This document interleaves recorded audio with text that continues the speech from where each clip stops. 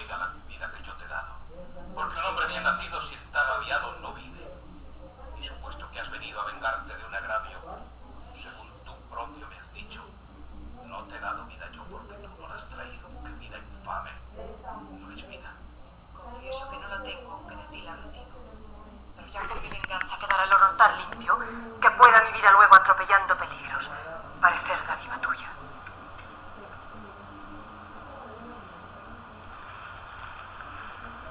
Toma el acero bruñido que trajiste, que yo sé que él baste en sangre teñido de tu adversario a vengarte.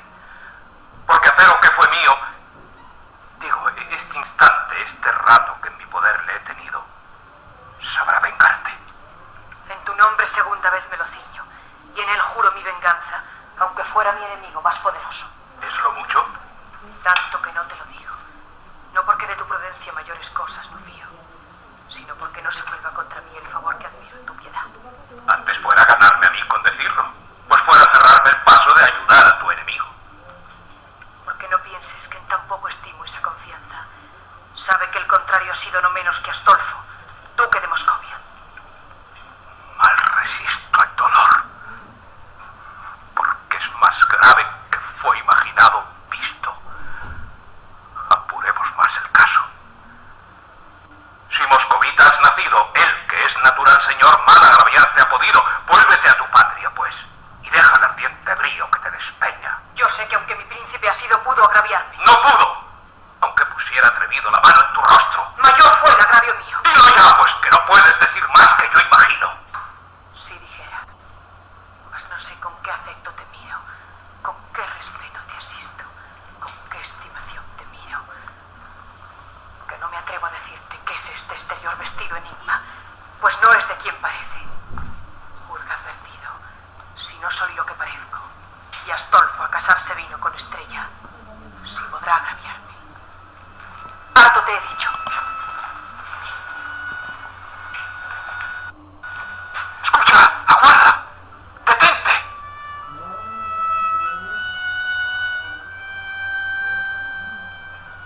Qué confuso laberinto es este, donde no puede hallar la razón el hilo. Mi honor es el agraviado, poderoso el enemigo, yo vasallo, ella mujer. Descubra el cielo el camino, aunque no sé si podrá cuando en tan confuso abismo es todo el cielo un prodigio y es todo el mundo un presagio. Hi, my dear students. Today we will see the topic 4 and the topic 5, Renaissance and Spanish Golden Age. Do you see the video? The first question that we will discuss in class, during the class, is who is the gentleman? Give me the name of the gentleman.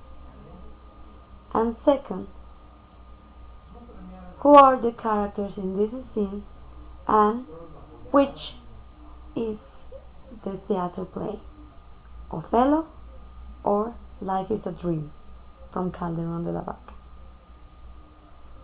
The Renaissance is the transition between the Middle Ages and the Modern Age, according to Fournier and Gonzalez description. In this period, we have several writers, but one of the most important writers during this period is William Shakespeare. He appeared as a writer that changed literature forever.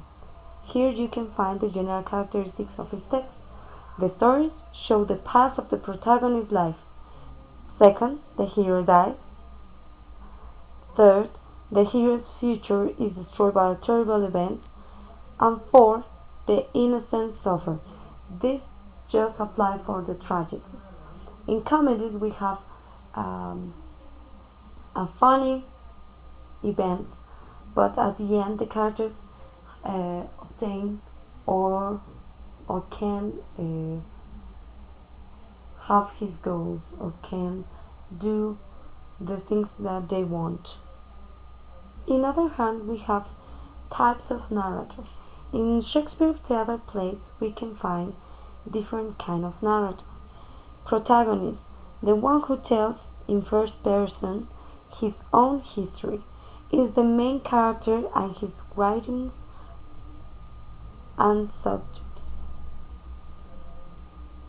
The protagonist is the character, the principal character. Secondary character, it is telling what he saw and hear. It can be part of the story that is telling, or can be, or can be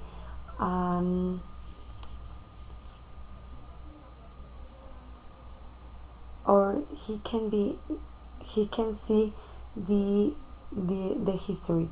He is not the main character.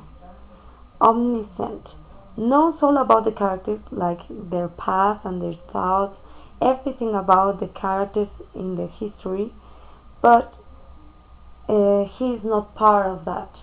He is like God. He also knows what is going to happen in the story. And the last one, second person. It is one of the narrators less used. He speaks in second person. In second person singular, like you. It seems as if he were speaking to reader directly, like he is telling the story but directly to the reader. In other hand, we have types of narrator: main, secondary, incidental, environmental, static, dynamic, round, and plain. In class, we will talk more about these types of narrative. The third topic we will talk is the Spanish Golden Age. In Renaissance, Shakespeare and other writers take as an inspiration Greek and Roman literature, fantasy, mythology, but in other hand, Spanish Golden Age is called the Golden Age because it begins with the birth of Cervantes in 1547 and culminate with the death of Pedro Calderón de la Barca in 1680. In Golden Age, we don't care the history. We care the language. We care all the elements we can combine to make a beauty literature. We can create an ingenious history, but at the same time we can play with the language. Miguel de Cervantes Saavedra writes The Quixote, a history about an old man who travels around Spain trying to help the people he finds along his way. We can see the characteristics from the Quixote. Thematic Encyclopedia Workbook 1997. Sorry. It is considered as the first modern novel. Second, it mixed several narrators. Third, it used the resource of a novel within the novel. And fourth, the novel there are two worlds: the reality of Sancho Panza and Don Quixote fantasy. But in other hand, we have three theater writers or theater play writers. One is Pedro Calderón de la Barca, two is Miguel de Cervantes Saavedra, and the third is Lope de Vega. Lope de Vega renewed the theater, breaking the units mentioned by the Greeks according to the Greeks and Aristoteles units. It's time, action, and place. According to the Greeks, the theater must have these three units. According to Aristotle, place, the work will pass only on one side. Two, action, just have one topic and all the action happen around this topic. And time, everything must happen in a single day. But in this kind of theater, the action pass in different days, and we call jornadas. But now we know the theater in Golden Age, in the Spanish Golden Age, it's a mix between novel, narrative genre, and poetry genre.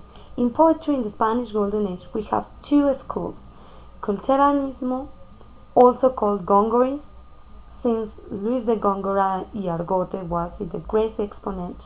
In the culteranismo, there are many references to mythology, metaphors, and compositions. And in conceptismo, it is known as conceptismo because it's the style when it was more important the idea that was behind the words.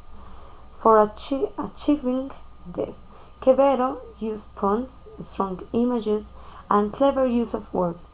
Quevedo found this school, where comparisons and similes and metaphors were ordered to the day of the day. So this is a short introduction to these two topics. I hope you like it, and we will discuss the questions that I mentioned at the beginning of the presentation. Have a nice week, my dear students, and we will see in our class.